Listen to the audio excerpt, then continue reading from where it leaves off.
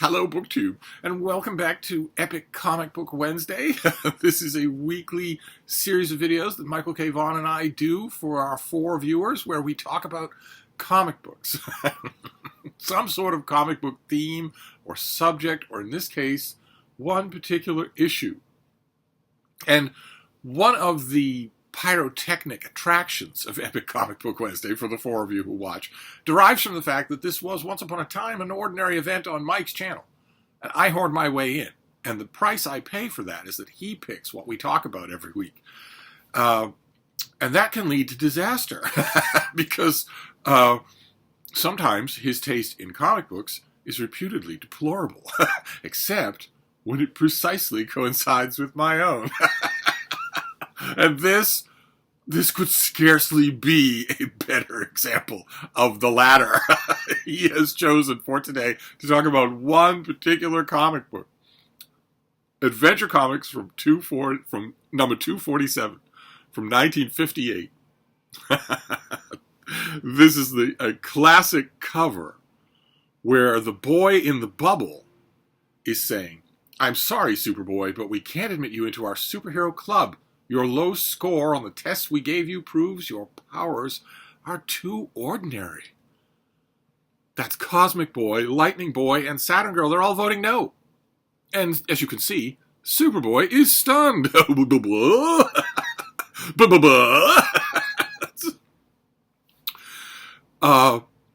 Adventure Comics was a great comic book. It was absolutely fantastic. If you had been a little boy in 1958, you would have been eagerly buying it. You got a lot for your money. You were paying 10 cents, which was a lot.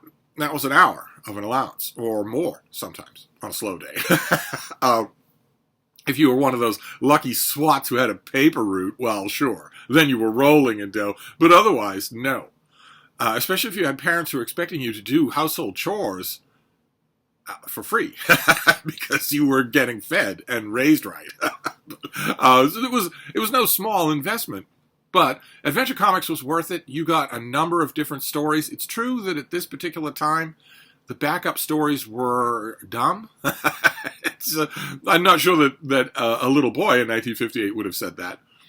But looking back, we can certainly see that the backup stories are kind of dumb. One stars Green Arrow, and the only noteworthy thing is that around this time, the Green Arrow backup story was drawn by Jack Kirby. So hipsters will say, this is brilliant. There's never been anything more brilliant. Kirby has never done any better work. I hear that he once drew some things once in a while for Marvel Comics, but he's never done any better work than this, because hipsters love to do that. And there's also a backup story featuring Aquaman. Just a persistent attempt on the part of the powers that be at DC Comics to make Aquaman into a sensation. He was in Adventure Comics for probably 150 years, having one dumb adventure after another. But the headliner was Superboy. And for those of you who may be confused, you may be in the 21st century babies, this is the adventures of Superman when he was a boy. This is not a clone.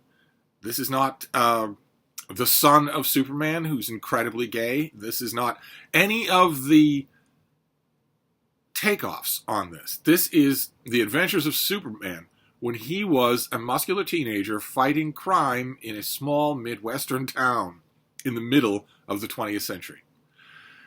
And in those stories, Superboy is alone. I mean, he has Superdog. He has Crypto, the Superdog. And a little later on, Superman is going to get company. He's going to get Supergirl. But for most of these stories, Superboy is the only extraterrestrial, certainly the only superpowered being anywhere in the world. Doesn't have any, he has friends, but he has to lie to all of them. All the time. He's desperately concerned with his secret identity as Clark Kent, going to Smallville High. So he has to lie to all his friends all the time. Especially Lana Lang, who might otherwise have been a normal teenage romance for him. He has to lie to these people. He has to do it elaborately. He elaborately lies to them all the time. He's constantly on the lookout for new ways to lie to his friends.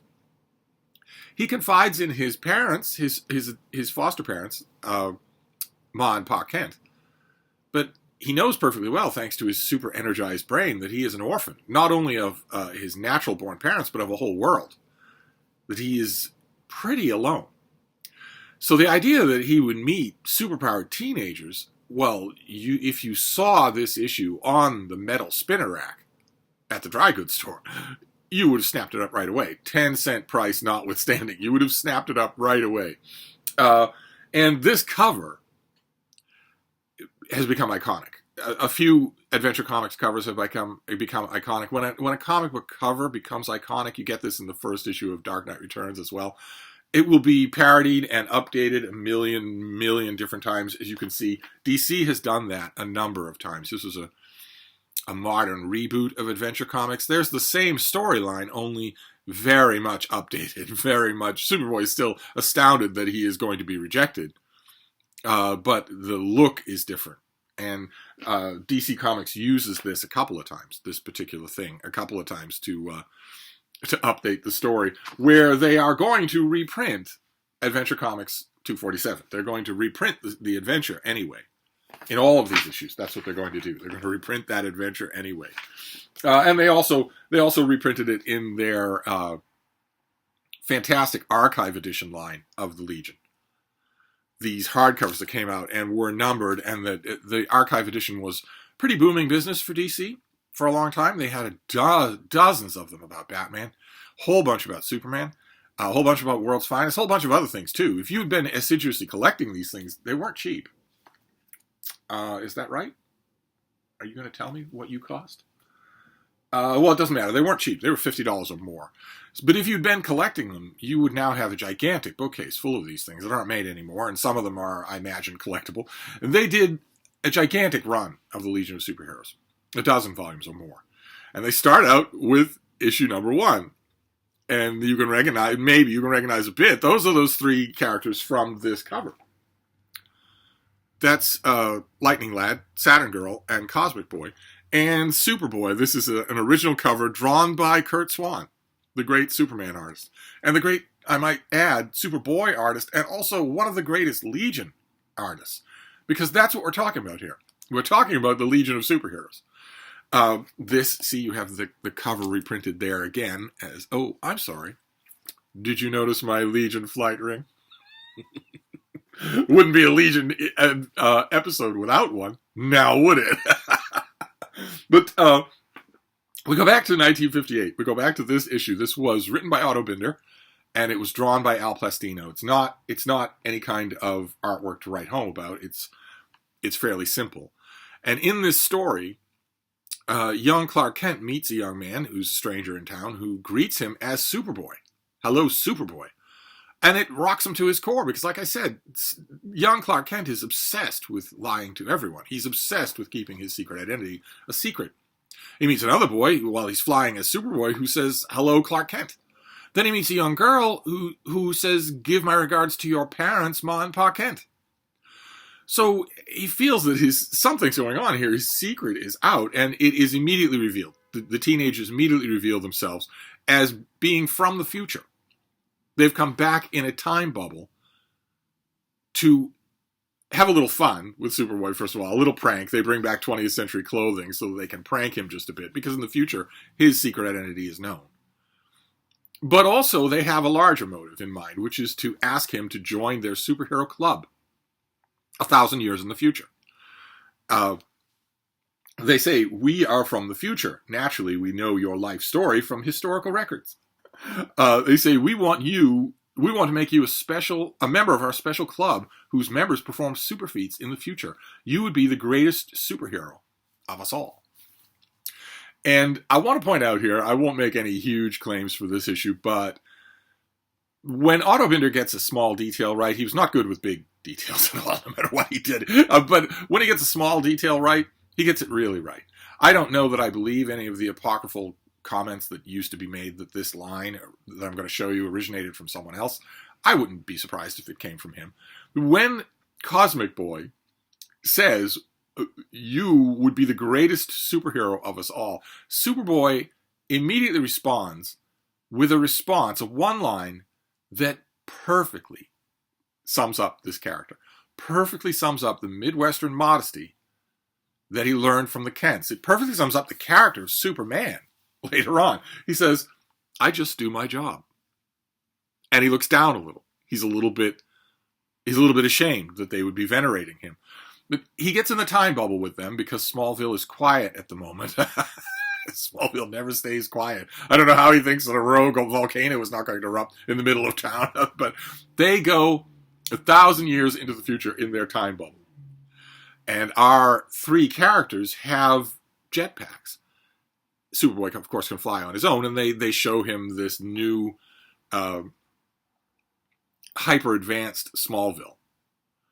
And they go to the ice cream parlor, and they go to the museum, and they show him, rather touchingly, in the midst of all these gigantic futuristic buildings, they show him that his home with the Kents is preserved as a historical site. It chokes him up. And they bring him, of course, to school.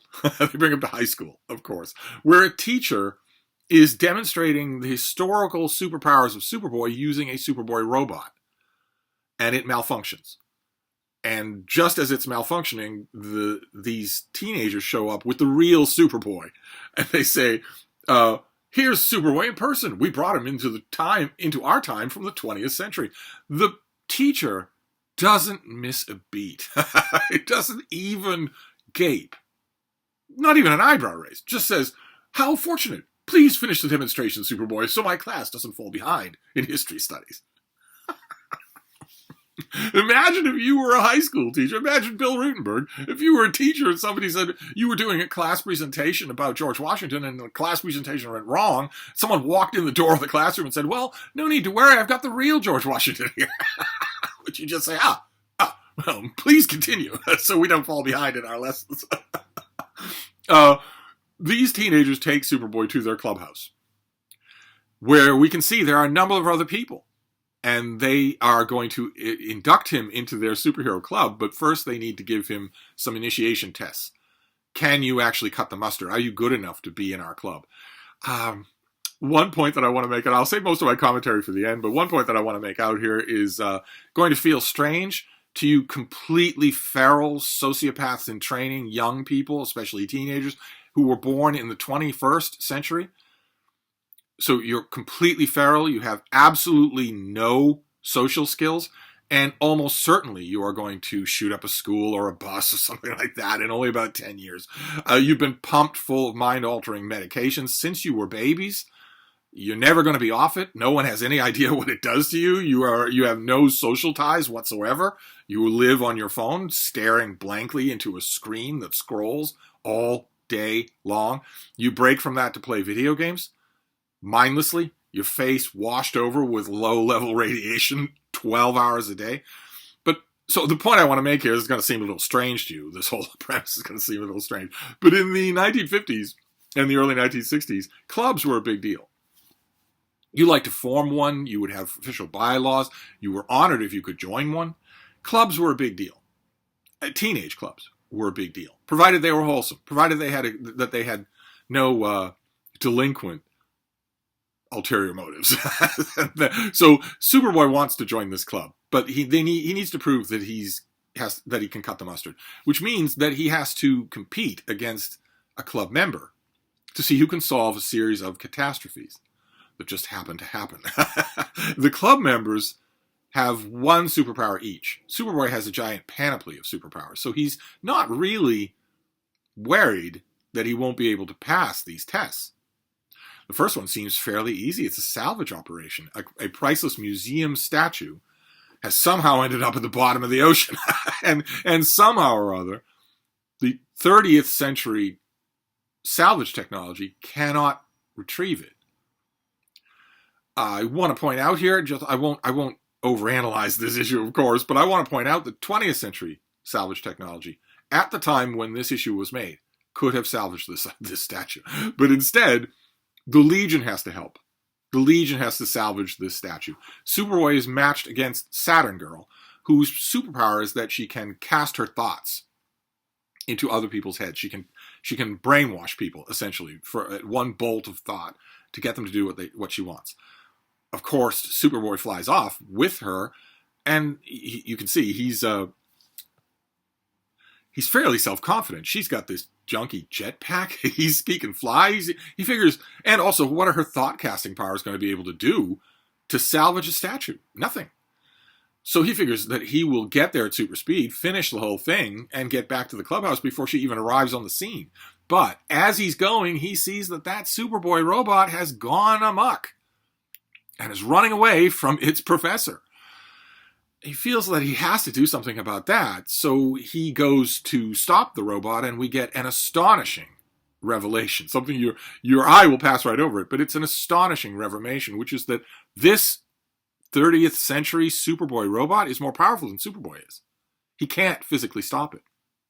That is the very first time that anything like this panel had ever happened in a Superboy comic. He can't stop this robot. Instead, he has to lure it back to the classroom, where the teacher stops it with a nuclear ray. Why the teacher didn't do that the first time, we're not told. But the problem is that this delays Superboy from getting to the scene of the salvage, where Saturn Girl has already arrived and used her mental powers to command a gigantic sea monster to salvage the statue. There is the statue right there, the unknown spaceman. This was a persistent theme in comic books in the 1950s. My great-great-grandfather tells me sea monsters were a persistent theme. A very good reminder to you that these were meant for kids. These comics were aimed at 10-year-olds. Just like the 10-year-old that my great-great-grandfather might have been when he read this. 10, 11, 12, something like that. They were aimed at kids, little kids. In this same issue of Adventure Comics, Aquaman also encounters a gigantic sea monster. Nothing like that ever existed in the world. 100 feet tall, prehensile tail, living at the bottom of the ocean, but nothing like that has ever lived on Earth. You can maybe say, well, 1,000 years is a long time, maybe something colonized Earth or migrated to Earth. You certainly can't say that about the Aquaman adventure. He's having his adventure in the mid-20th century, finding a gigantic sea monster.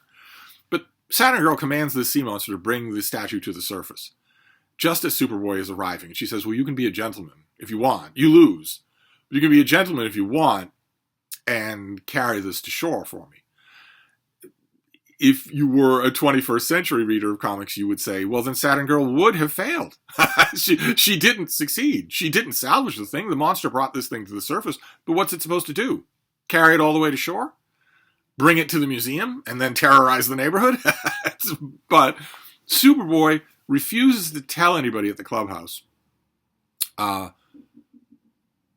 the runaway robot.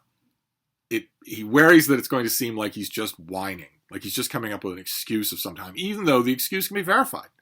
The teacher would back up his story. Doesn't matter. Then suddenly there's another test. A round-the-world liner has crashed. All the pilot and all the crew and passengers have retreated to safety using flight belts. But the ship itself has crashed and might start a forest fire. Might do lots and lots of property damage. So Cosmic Boy and Superboy fly off to fix it. Now, it's a craft that is burning wood. It's burning a forest. So, again, Superboy thinks to himself, well, these kids are pretty impressive, but Cosmic Boy's powers are only good. He has the power of supermagnetism. His powers are only good against metal. So he can't fix this problem, even if he gets there before I do. But he won't get there before I do, because this time I will redeem myself. But once again, while Superboy is headed there, a catastrophe strikes. A satellite deteriorates from orbit and looks like it is going to crash into the Earth. That strikes Superboy as far more important and more immediate than putting out a forest fire. So he goes to stop the satellite. And any of you who are as old as my great-great-grandfather are going to look at that. It's not just any satellite. It's a 20th century satellite. And it's not just any 20th century satellite. It's a 1958 satellite. It's the Vanguard. And young people like Michael K. Vaughan are not going to recognize or know anything about satellites. You're not going to think, ooh, satellites, that's really topical. But Vanguard might strike a note with some of you who are very, very old space race aficionados. This is a Vanguard satellite that is falling to Earth in the 30th century. And Superboy has to stop it. He catches it. It famously looks like a basketball, so he throws it into the hoop of an extinct volcano. And a little bit, of course, Otto Binder didn't know anything about this, but he knew to keep things topical if he could, but he didn't know anything about physics. Obviously, he didn't know anything about physics. The remarkable thing is that the Vanguard is still up there. It's still in orbit around Earth. And various factors, I mean, its orbit is pretty stable, but various factors are probably going to make it fall to Earth, succumb to Earth's gravitational field. And if those factors are minor and mitigatable, and maybe they don't all pile up, then the Vanguard is going to crash to Earth right about this time. Right about the time when it does in this story. But it's still up there. It's still in orbit around Earth. But once again, although Superboy has saved this thing from crashing into the Earth, apparently 30th century Earth doesn't have any satellite protection measures, it's once again made him late for the Super Contest. And in the meantime, Cosmic Boy has used his magnetic powers to pull one after another iron ore rock into a nearby lake, causing it to overflow and flood its banks and put the fire out. So once again, Superboy has been shown up. Once again, he has failed. So he's had 2 contests out of 3, and he's failed both of them to an existing Legionnaire. Now we get the third one. A Nova Express space liner has left Earth with a faulty fuel gauge that is going to strand it in space if they aren't warned. If they aren't warned to take measures and come back to Earth. The Legion has to warn this Nova Express. The space static is making it impossible for it to be warned any other way. Someone has to go and warn it in person. Lightning Boy and Superboy take off to do that. And once again, before Superboy can do anything, and a catastrophe intervenes. An invisible bird breaks loose from its interplanetary zoo, and something, we're told, could bump into it. And it could cause really a good deal of problems if something bumped into this invisible bird while it's out in the wild. Superboy says, that's worse danger than what the spaceship faces. That is absolutely not true. It's absolutely not true. A spaceship that is going to run out of fuel with people on board in space is a far greater danger than the chance that something bumps into an invisible bird, provided the bird doesn't avoid the something, which of course it would. Nevertheless, Superboy prioritizes this. And for some reason, although he has, telescopic vision to be able to see the alarm at the Interplanetary Zoo, he seems to forget that he has X-ray vision as well, and that he can see this bird. He can see all across the spectrum. He's worried that it'll take him forever to find the thing because he can't see it. But his vision is more than human. He can see invisible things. Instead, he grabs an iceberg. Classic example of how this is Otto Binder fiction, since obviously there aren't going to be any icebergs in the 30th century. Obviously, there aren't any icebergs now. There aren't going to be any icebergs in the 30th century. He grabs an iceberg in order to get it to cool down the atmosphere enough so that condensation will make the bird visible. Again, maybe Superboy just doesn't remember, or maybe he hasn't perfected, or maybe he doesn't know yet, that by super accelerating breath out of his lungs, he has flash freeze breath. He could be doing this himself, but he's waiting for a general effect to make the bird visible, and it works, so he does. But in the meantime, Lightning Boy has made a distress sign for the Space Ark, the Nova Express, warning them about their fuel. So once again, Superboy has failed. And there's nothing he can say. He doesn't want to mention any of these extenuating circumstances because he's worried that it'll seem like he's making weak alibis. He wants to be a stand-up boy in the 1950s grain. Again, as with the part about actually socializing with other human beings in a club, so too with this, if you are a teenager, someone who was born in the 21st century, the idea of keeping your mouth shut about extenuating circumstances, about the idea about not whining about how you were cheated of your rights and privileges, is going to strike you as unbelievably weird. In the 21st century, a teenager would start with the excuses. They wouldn't even bother to try. They would just say, what if a bird escapes from a zoo? What if a satellite decays from orbit? I can't get out of bed to do that. I would fail. And you should honor me for that. And maybe give me a full stipend and a free ride at an Ivy League school. In the 21st century, it is utterly alien that you would not only have a valid alibi, but keep it yourself. Superboy wants to be a stand-up guy. He doesn't want to seem like he's whining and making excuses. So once again, he has nothing to say. He's failed all 3 of his tests. And the Legion reads him the riot act. Only the backward 20th century people could think him a superhero. Bet they exaggerated his super deeds. Right, Superboy? And Superboy says, it could be. Well, so long. No hard feelings on my part. But he's crying. It really does affect him. And just at the last minute, Saturn Girl interrupts to tell him, no. You didn't fail. We were just pranking you. We pranked you when we came to Smallville, and we're pranking you again. We're hazing you for our club. She says, you're a member, Superboy. We gave you a bad time only as your initiation. We deliberately decoyed you elsewhere during each contest. Saturn Girl uses her mental powers to make the robot go rogue. The robot does not have a flesh and blood brain that we know of. It doesn't. So Saturn Girl's mental commands can affect toasters. They can affect robots. Cosmic Boy is the one who pulls Vanguard out of orbit using his magnetic abilities. And Lightning Boy uses a lightning bolt to blast open the interplanetary zoo. Maybe he knows exactly where that bird is. Lucky thing he didn't let anything worse out. They created the distractions so that they would win in Superboy. It was just a means of initiation. Of course they want him in the club. And they induct him and they all say hooray. And this panel here is going to come back in our... Okay, hang on a second. My 30th century technology is acting up on me. I just lost all the brightness on this thing. Okay, there we go. Easy enough to fix. Gone are the days when that would have stopped the video. It's easy enough to fix. This panel right here, let me zoom in here, is going to come up again. Let's just put it that way.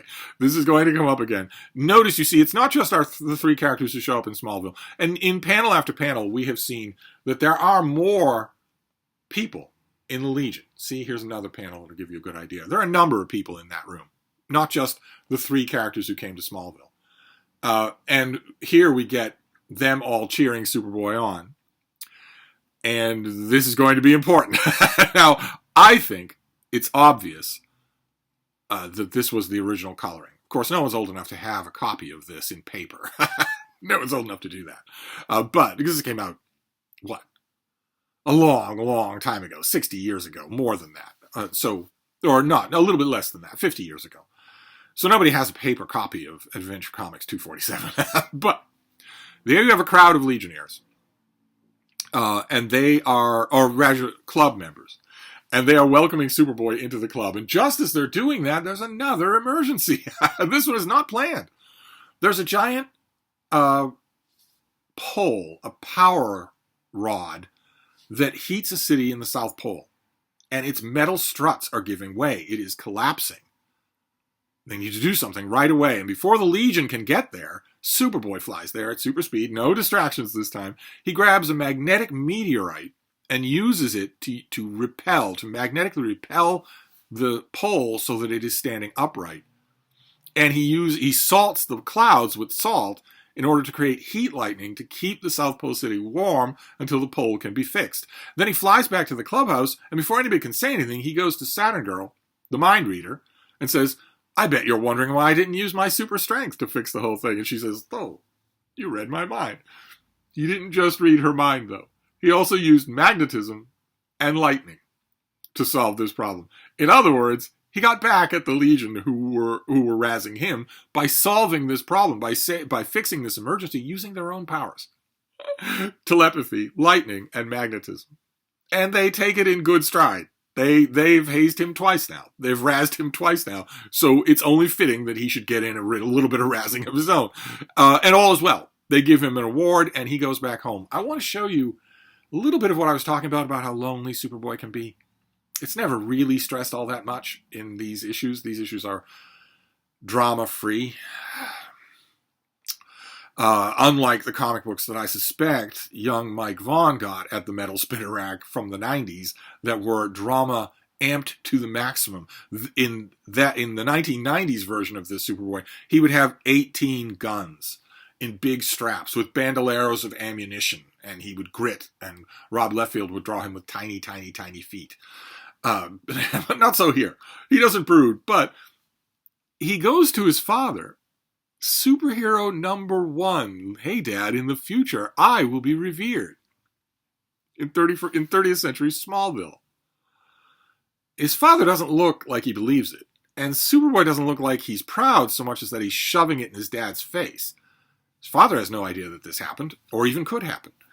And that is the end of this particular adventure. That is the end of the Legion of Superheroes. That is the name of the issue. And here we have, this is the opening splash page is an adventure that we don't see, where those 3 Legionnaires are stopping bank robbers from getting away. They're stopping bandits from getting away, using mind casting ability, magnetism, and lightning. All 3 of which are abilities that Superboy doesn't have. And that is this first appearance here in this issue with its we'll get past the little comic book. This issue with its iconic cover. And it was reprinted in this. Oh, sorry. I'm sure you have your flight ring on as well. It was reprinted in this issue. And I want to show you something. Notice what has happened in this panel. One of these characters is now green with blonde hair. He wasn't green in that reprint panel that we saw on a screen. What about this one? This Legion of Superheroes 100-page spectacular. It's got a whole bunch of modern crap in it, but it also has... Oh, he's green in that as well. Okay, what about this? Adventure Comics. $1, number 0. Reprinting a whole bunch of modern crap, but also this first appearance of the Legion of Superheroes. Let's take a look and see. Got all sorts of ads. Oh, he's green there too. Just a little reprinting detail. And this was the beginning of a phenomenon. You would never know it. And Otto Binder certainly didn't know it. Otto Binder, his job for Adventure Comics and all the science fiction pulps that he wrote for and everything else that he wrote for, he had one job that he did over and over again, which is, by the time I go to the deli for breakfast and coffee, I'm going to come up with 4 or 5 Boffo ideas for a comic book, for a kid's comic book. Boffo ideas. What if Crypto the Superdog keeps accidentally revealing Superboy's secret identity? What if an alien crash lands in Smallville, but it's a pretty girl? Would that drive Lana Lane crazy if Superboy is suddenly enraptured by someone else? What if Pa Kent gets superpowers and starts wearing a costume and a mask and whatnot? What if? I'm going to come up with that. Kurt Swan's going to draw a cover for that, and I'm going to have to come up with a story about it. Somehow I'm going to have to come up with a story about it. What if Superboy has amnesia? What if Superboy goes to live in another part of the world? What if Superboy is blind? What if? The basis of this famous issue was, well, what if a club of teenagers in the future come to the past to make Superboy a member? That's all. Didn't think anything of it. It's gone. Here today, it's gone. We're going to go on to, actually, since we've got the digital thing here, let's go on to see. I told you the uniform we found in Clark Kent's valise was Superboy's suit. It's so indestructible, even our tractor can't rip it apart. We're rich. I'm sunk. They have my costume and my secret identity. That's it. Okay, fine. Do you have a story about that? Okay, let's write a story about that. What about this? Agent Lorak, you will travel 1,000 years back in time to seek out this Clark Kent who calls himself Superboy. You will use your superpowers to destroy him. Hunter from the future. Okay, interesting. Great. What about this? I'm a victim of some unknown fever. Only 24 hours to live. You must carry on as Superboy after I'm gone. Yes, Master, I obey. The world will never know I am only a robot. Superboy's last day. That's it. That's it. That's all Otto Binder or any other writer had to do. What a weird gimmick. What's going to be the answer here? What he didn't anticipate, which no one anticipated, is how much this would resonate with readers. Readers started writing in letters. Lots of them. We want more of this superhero club. We want more of the Legion of Superheroes. We want to see more members. We want Superboy to meet them again. Readers, young readers, kids from, the American Midwest, wrote in tons of letters wanting the Legion back. And it took a long time. But eventually the Legion did come back, and it was hugely popular. Tons and tons of letters. In ye olden days, in these early days of Adventure Comics and Superboy and Action Comics and whatnot, very often some junior grade editor 10 desks over was tasked with writing a few letters that they could run. It wasn't, stamps cost money. You got to tell your parents you want a stamp for an envelope to mail away a letter to a comic book. For DC Comics to get actual mail from actual engaged readers on this was new. It had not really happened before. A few stories in this time period were starting to do that. Superboy introduces, for instance, a character called Bizarro. Fans loved Bizarro a lot, and they got a lot of mail about that. The idea of there being a Supergirl became very popular. Went through there are a few Supergirls that turn up in this run of Adventure Comics, but nothing like the Legion. The Legion fans brought a new definition to fan enthusiasm. Let's just call it enthusiasm. And to this day, I believe, even now, after abuse has been heaped on them, even now they are the most ardent comic book fans of them all. Legion fans. Even though the comic concept has been plagued with retcons. Thousands and thousands of retcons have happened to the Legion. Not the big ones. We always think of the really big ones. The Legion has been subject to a bunch of major retcons. But also the little ones. Keep in mind that for this storyline, virtually no detail in here didn't need to be retconned. Saturn Girl says that the scientists on the Saturn's moon of Titan trained her to give her mental commands. Cosmic Boy says that a serum gives him magnetic eyes. He can use his magnetic vision to attract metals. And Lightning Boy, who is not Lightning Lad yet, says that he can create electric impulses by slamming his fists together. Somehow in that first appearance, he is also able to create a flare that hangs in the air, which of course lightning doesn't do, but he has to bang his hands together to create bolts of lightning. All of those things are retconned. Almost immediately, they're retconned. Lightning Lad, his name changes from Lightning Boy to Lightning Lad, and also he can generate electricity. He doesn't need to clap his hands together. He can hold up one hand and generate a massive bolt of electricity. Saturn Girl is born with telepathic abilities. They might be honed by scientists on Titan, but she didn't get them from them. And a serum doesn't give Cosmic Boy his magnetic powers. He is born with those powers. He's from a planet of people who have those powers.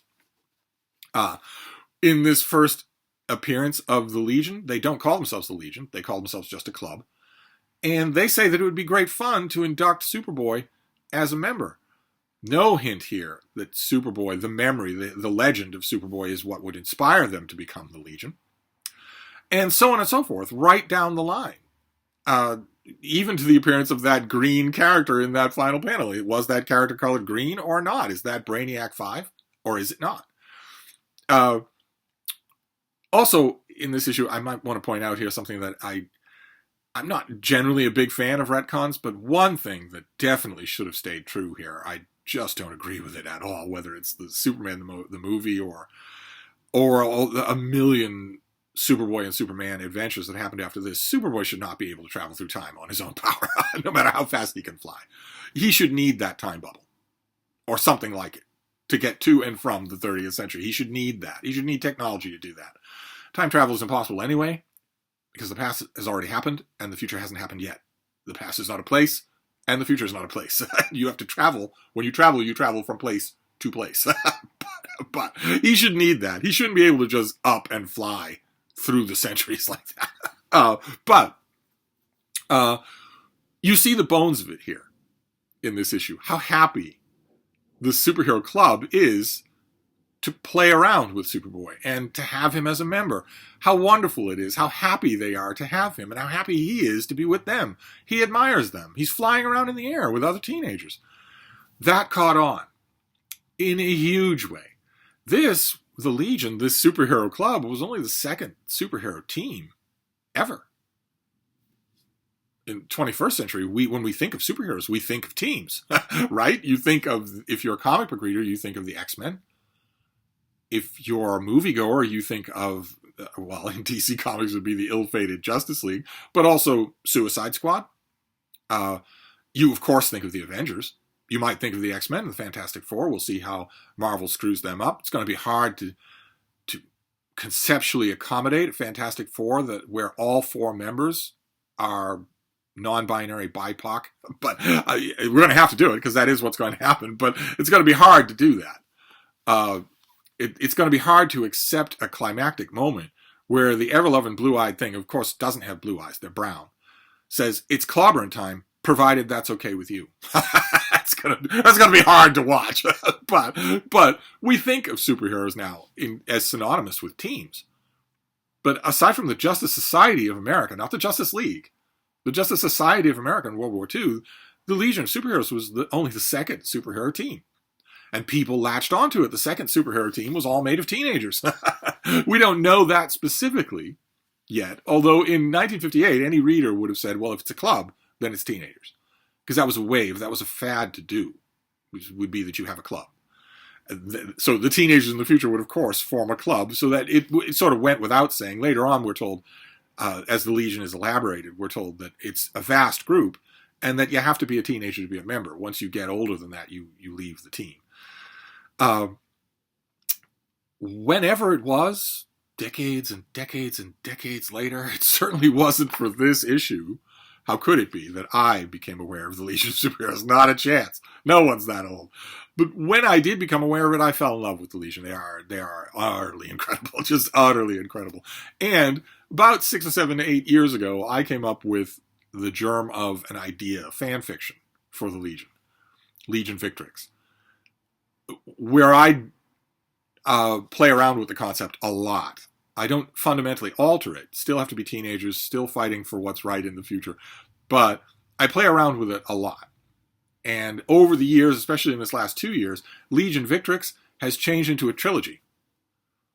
The Mountains of Naltor is volume 1. Then Legion Victrix is the middle volume. And then, and that's also the name of the series. And then the third volume is Untitled. And it's a massive thing. It's a massive fan fiction. And in that fan fiction, I go through all of these Legion appearances in Adventure Comics and comb out all the stuff that I can. I go through all of Superboy's adventures without the Legion in Adventure Comics and in Superboy and comb out all that I can. And my rule is any superpowered character is fair game for the Legion to get in their time bubble. Not just Superboy. Any of them are. They're going to fill the Legion. My idea was, if you have a Legion of superpowered teenagers and they are often on the front lines fighting menaces that ordinary law enforcement can't handle in the 30th century, you're going to want as many super powerful characters as possible. It might be fine. Saturn Girl might be fine from time to time, although Saturn Girl's powers change. She becomes a telepath, not so much a telecommander. She doesn't so much tell people what to do. And Lightning Boy loses the bubble around his head, obviously. But I decided that my Legion for Legion Victrix would be full of elite tier characters, Superboy level characters. For the longest time in the Legion, there were only 3 such characters. There was Superboy, there was Mon-El, who had Superboy-like powers, and there was Ultra Boy, who had the ability to have Superboy level strength, but only that. He had a host of superpowers, Superboy-style powers, but he can only use one at a time. So if he's using his Penetra vision, then you could club him in the back of the head. He's not invulnerable. If he's flying under his own power, then he doesn't have super strength. He needs to switch his powers one to the other. But those 3 were considered the most powerful Legionnaires. In my Legion Victrix storyline, there are a whole bunch of they have a whole bunch of company, a lot of company. In an Adventure Comics, I don't know if I can find it here. Let's see. I don't want to go on for 2 hours here. That's the only problem. There's an issue of Adventure Comics. Let me see if I can find it. Yeah, here we go. This is just a year later. Half a year later. This is Adventure Comics number 260. Once again, the Kents adopt a super son. They did this about 20 times. And this is an alien. Yes, it's an alien boy. A lot of times they will do that. But this alien boy is from Krypton. It's not that he escapes Krypton by a rocket ship. He escapes Krypton in a different way. There are 2 different ways that characters escape Krypton in Adventure Comics. Boys escape Krypton in Adventure Comics. One is suspended animation, and then there's this kid who comes to Earth, has Superboy level powers, has a costume, and has a code name. He calls himself Krypton Kid. The Legion would go back and get him. He would be part of my Legion Victrix. He would be part of my larger Legion. And another character, the very first character that I so-called inducted into my expanded Legion, was the Unknown Spaceman. We're told that he was the first to explore Venus. And I thought, actually, since I'm geeking out completely, let me show you. See what we see? That is the statue of the Unknown Spaceman, and it is clearly a boy. It is clearly a teenager, I think. So I thought, wouldn't the Legion go back and get him? Wouldn't they want the Unknown Spaceman? If he has statues and they're priceless, then he must be revered, probably as much as Superboy. Wouldn't they go and get him? As an intrepid explorer of Venus?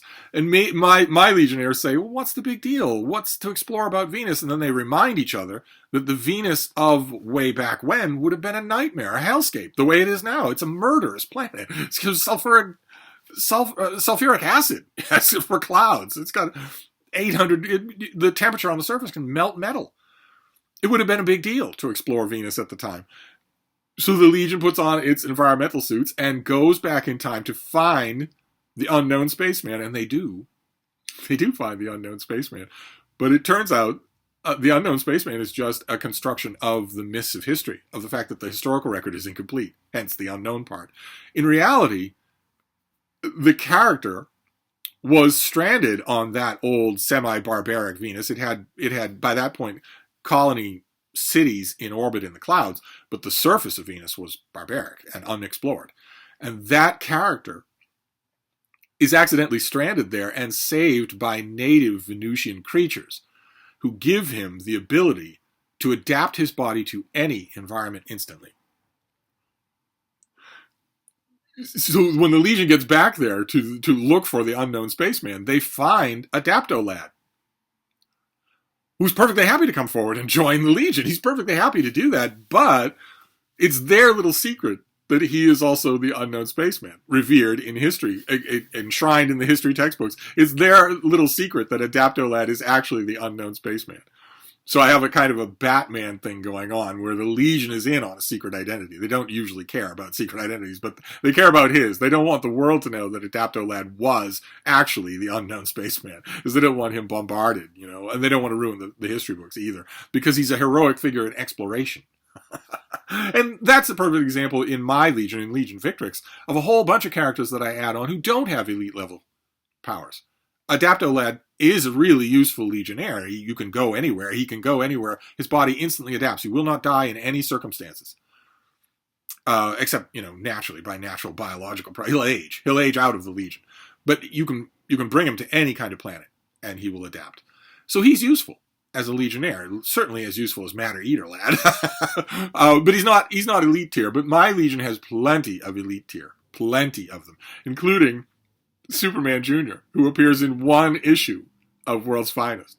He has a Polulets and a Superman-style costume and has Superman-style powers. But he's kind of a jerk. He's pompous. And the same thing is true of another of those Krypton survivors, a juvenile delinquent named Dev M, who has Superboy's powers but is an irresponsible delinquent. The Legion's still going to want these people. You can't always, your co-workers can't always be saints. It's going to be important to have that level of power. So they do.